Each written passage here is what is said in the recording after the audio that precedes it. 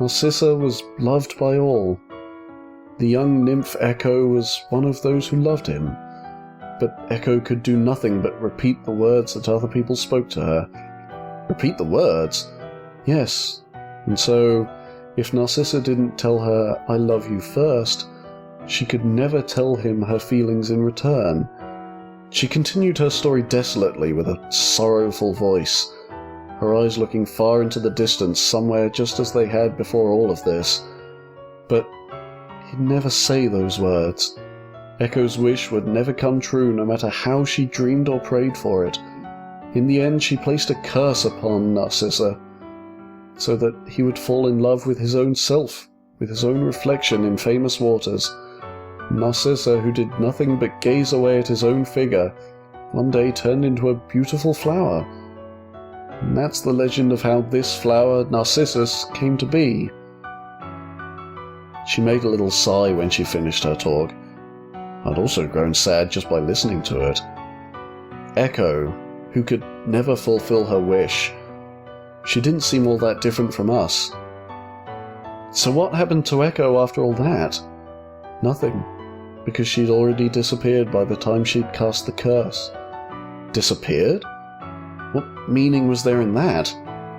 She disappeared without the curse accomplishing anything? She disappeared having caused only pain for Narcissa? Is something wrong? No, but, you're different. What? You asked me yourself some time ago whether I cursed my own fate, the one I couldn't do anything about.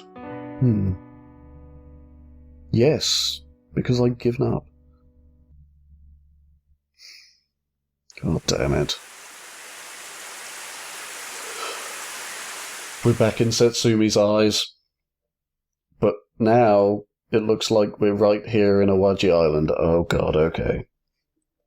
My time was at a standstill.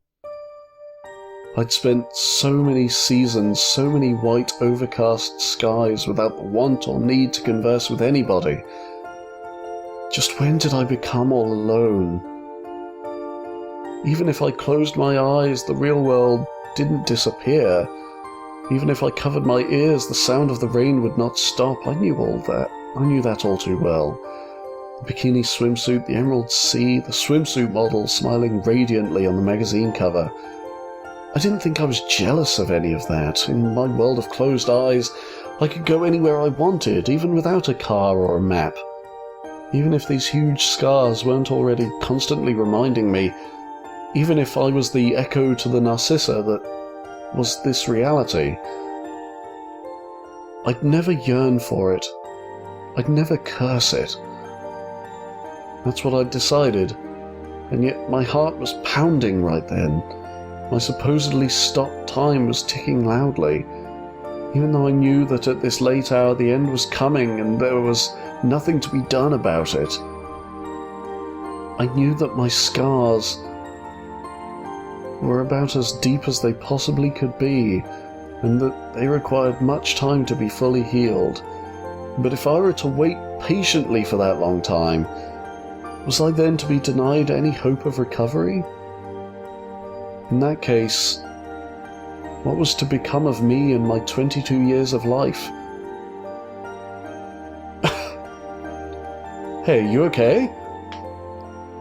Before dawn, I'd reached over to the passenger seat and was stroking her back. It was 2 days afterward now, and now even those ineffectual meds were all gone. But they were better than nothing. With that in mind, thinking to head to a pharmacy, I reached for the keys, and I was about to ignite the engine when... It's okay. She stopped me with her frail voice. But at this rate, They can't help me now. That might be true, but... It was as she said. I didn't think the same meds would do a thing for her either. It was just too hard for me to sit there and do nothing, even if I knew that. Then let's go somewhere else. A different place? Yeah, someplace that isn't this lonely. Okay. Let's decide on our next destination. Look, anywhere would be fine, so be my navigator again. I was speaking in a voice so cheerful that I couldn't even believe it. speaking so brightly all by myself to the girl who was just staring into the distance, even though I knew that it was futile. It had been over 2 days, 3 days, really, that she'd not had her meds. I knew that. Hey, so tell me, do you want to go somewhere? Not really. That's right, you like cars, so want to get on the expressway again? Not really. Then how about new clothes? Let's go buy some new clothes. You want some too, right? Not really. What do you mean, not really? With that, she went back to gazing out the window. She wasn't looking at the Narcissi, but once again into the faraway distances. So that oh-so-rare, sour, bashful expression was no longer even a possibility. Why do you have to be like that? You and your incessant not-reallys. Wouldn't it be nice to look straight forward for a bit? I'd started shouting before I knew it. Strangely, it was all really sad. Nothing should have been real to me, but my heart ached. The car was in total silence. Outside the window, the flowers of January, the Narcissi. It was swaying in the morning twilight before dawn, and there she was, staring at something far, far more distant than these white flowers. The distant sound of the sea waves was the only thing that held dominion here. It isn't so easy for me to face forward. What? The darkened car, her sudden, quiet voice.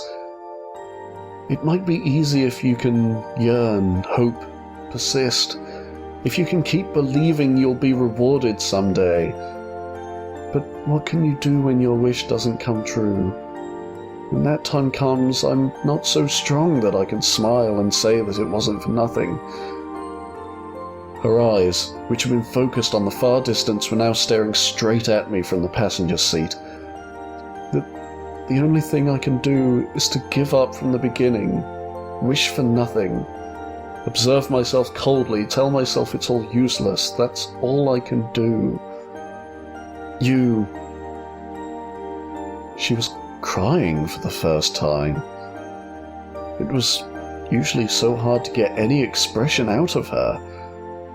Yet now her shoulders were heaving a little, and tears were falling from her eyes. When there come times, even if I'm trying my hardest, even if... For me, there's nothing left but that last excuse. Because I've known this was futile ever since the beginning. So, can't you leave?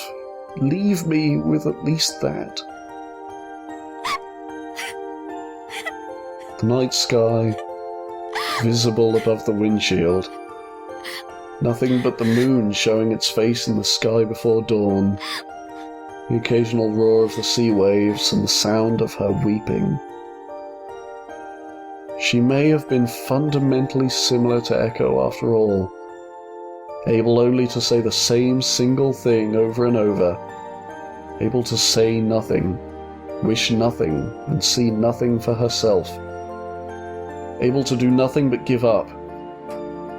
Her veto of both 7F and her home was probably her first and last act of defiance. Oh my god. Okay, hang on, just give me a second, hang on.